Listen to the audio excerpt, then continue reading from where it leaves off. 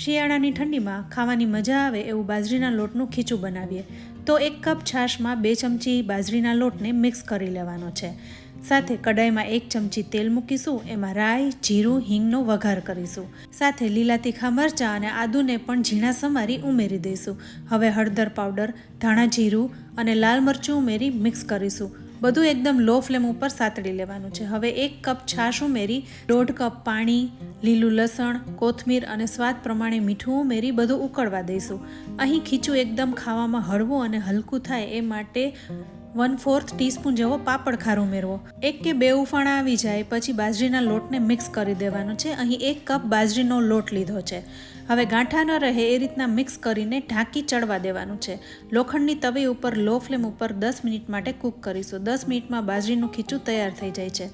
આ ખીચું ચમચામાં ચોટે નહીં એટલે સમજવું કે ખીચું તૈયાર થઈ ગયું છે.